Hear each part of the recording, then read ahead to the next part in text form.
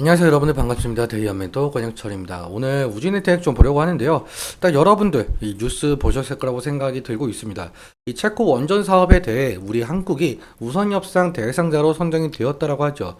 이 전 정부의 탈원전 정책 이후 사장되었던 우리나라 원전 산업이 다시 이 날개를 펼칠 수 있을 정도의 상당히 큰 이슈인데요. 오늘 그래서 이 체코 원전 사업에 대해서 어떻게 진행이 됐었고 우리나라는 어떤 노력을 했는지, 마지막으로 무진엔텍에는 어떤 영향이 있을지에 대해서 말씀을 드려보려고 합니다. 그리고 주주 여러분들, 제가 우진엔텍에 대해서 여러분들께서 궁금하신 점들 끝까지 파고 들어서 궁금증 풀어드릴 테니까요. 궁금하신 내용들 댓글 남겨주시면 정말 감사할 것 같습니다. 그럼 본론으로 바로 들어가 보도록 할 텐데요. 먼저 이 기사 좀 살펴보도록 하겠습니다. 이 체코 원전 사업에 대해서 이 우리 한국이 우선협상 대상자로 선정이 되었다라고 하는데, 일단 여기 우선협상 대상자가 어떤 뜻인지 좀 말씀을 드려보도록 할게요. 그러니까 말 그대로 가장 유리한 조건을 제시한 곳을 선정을 해서 1차로 추려지면서 이 다른 곳보다 최우선 순위로 계약에 대한 협상을 할 수 있는 기회, 이것을 좀 말하고 있는데요. 다시 말해서 아직 수주 확정은 아니고 이 내년 3월에 이 최종 계약을 한다라고 하죠. 그러니까 축포를 터뜨리기에는 아직 이르지만 가능성이 상당히 높다는 점 좀 인지해 주시면 좋을 것 같고, 그러면 우리나라가 이 체코 원전 우선권을 따오는 데까지 어떤 노력이 있었는지 좀 살펴보도록 하겠습니다. 여기 보시는 것처럼 이 팀코리아라는 곳에서 상당히 노력을 했는데, 이 팀코리아 뭐 아시는 분들은 아시겠지만 이 한수원, 뭐 한전기술 등의 우리나라 기업과 그리고 정부 부처로 구성된 이 민간 합동팀으로 체코 원전 수주전에 뛰어들었어요. 무려 2016년부터 이 체코 원전 수요를 발견을 하면서 2018년에 이 팀코리아를 결성을 했고 이 체코 원전 수주를 준비를 했다라고 하죠. 그러니까 무려 이 8년 동안 준비를 했다라고 봐도 무방할 것 같은데요. 그리고 2022년 3월에 체코에서 원전 수주에 대한 입찰이 시작이 되었죠. 사실 이때까지만 해도 상당히 전망이 좋지는 않았었습니다.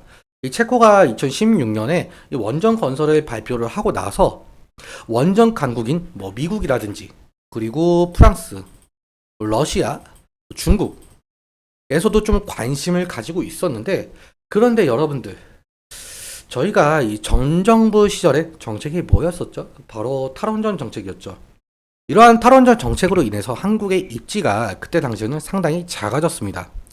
그런데 이번 정부 같은 경우 이 탈원전 정책 폐지로 인해 이 원전 수출 드라이브가 결국엔 시동을 걸었고요. 이러한 어려운 상황 속에서 이 팀코리아는 진전했다라고 볼 수가 있을 것 같습니다.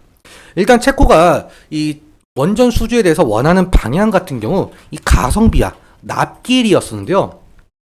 우리나라 원전 같은 경우 이 프랑스의 반값도 안 되는 저렴한 가격이라고 한답니다. 이 킬로와트당 한국 같은 경우 3,571달러라고 하고요. 프랑스 같은 경우 7,931달러. 미국 같은 경우 5,833달러라고 하죠. 이 수치만 보아도 한국이 엄청난 이 저렴한 가격이라고 볼 수가 있을 것 같아요. 그리고 이 다른 나라 같은 경우 대형 원전 1기를 건설하는데 6에서 10년이 걸린다라고 하지만 한국 같은 경우 이 아랍에미리트 수주 때 이 원전 1호기 건설을 이 3년 만에 완성을 했다라고 해요. 이러한 실질적인 통계를 바탕으로 수주전에 뛰어들었다라고 볼 수가 있을 것 같습니다. 그렇다면 이제는 우리가 기대해 볼 수 있는 것은 추후 이 체코 원전 사업자로 볼 수가 있을 것 같은데, 여기 다음 사진을 보시면 이 한국이 우선 협상 대상자가 된 곳은 여기 두코바니 발전소라고 하죠. 이곳의 사업비는 무려 약 24조 원이라고 하는데요. 그리고 이 체코의 이 테멜린 발전소 같은 경우는 추후 좀 정해질 예정이라고 한답니다. 만약에 이 두코바니 발전소가 확실하게 우리나라가 계약이 따낸다면 체코 입장에서는 이 테멜린 발전소 우리나라에게 사업권을 줄 가능성이 상당히 높겠죠.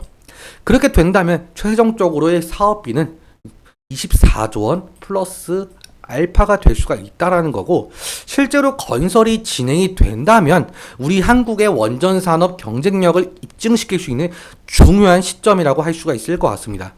앞으로도 계속 관련 소식 추적해 가겠으니까 기대해 주시면 좋을 것 같고요. 그렇다면 이 우진 엔텍의 경우에는 어떤 수혜를 받을 수가 있을까라는 것도 좀 살펴봐야겠죠.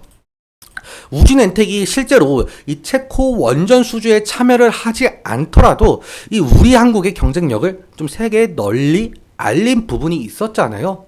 그렇기 때문에 이 전 세계적으로 우리 기업의 이 수주 러브콜이 올 가능성이 상당히 높다라는 점이에요. 이러한 점으로 이 우진엔텍은 향후 이 원자력 정비 기업으로서 수주를 받을 가능성이 있다라는 점 인지해 주시면 좋을 것 같습니다.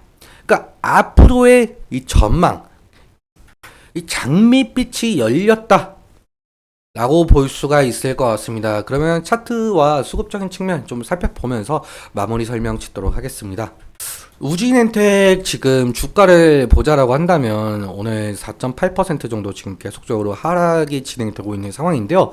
사실 오늘 이러한 호재 뉴스에도 불구하고 이렇게까지 하락을 한다라는 거는 결국엔 시장에서는 이러한 점을 좀 인지했을 가능성이 상당히 높아요.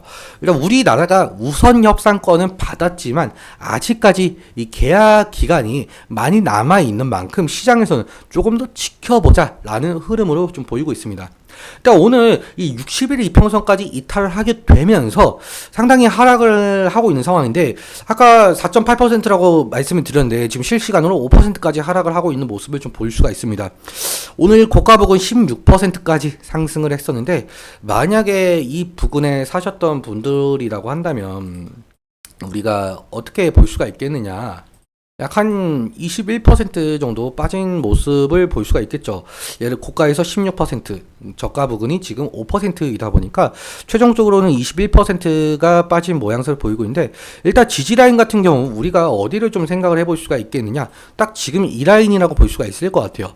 일단 7월 3일과 7월 4일 이때 이 부근에서 좀 지지가 일어나면서 상승을 한 바가 있었거든요. 내 말씀을 드리는 순간 지금 이렇게 지지라인 이탈하는 모습을 보이고 있는데, 아무쪼록 오늘의 흐름, 결국에는 장이 마감될 때 이 부분에서 지지를 받으면서 아래 거리가 달릴지, 그것이 조금 관건으로 보이고 있습니다. 일단 분봉으로만 보아도 오늘 아침에 갭상승으로 상승을 했다가 지속적으로 하락을 하고, 그리고 횡보 이후에 좀 다시금 1시 반 정도에 다시 하락을 하고 있는 모양새로 보이고 있는데, 일단 이러한 점에 있어서 여러분들 대응, 그러니까 리스크적인 관리 좀 해주시는 것도 나쁘지 않다라고 생각이 들고 있습니다. 일단 오늘은 여기까지 설명을 드리도록 할 텐데요. 오늘 말씀드린 부분 중에서 뭐 제 개인적인 견해가 있을 수도 있고, 차트적인 부분에 대해서도 제 개인적인 견해가 있을 수밖에 없다 보니까 여러분들의 주관적인 견해와 함께 투자를 현명한 선택 하셨으면 좋겠습니다. 오늘도 시청해주셔서 감사하고, 지금까지 데이어 멘토 권혁철이었습니다. 감사합니다.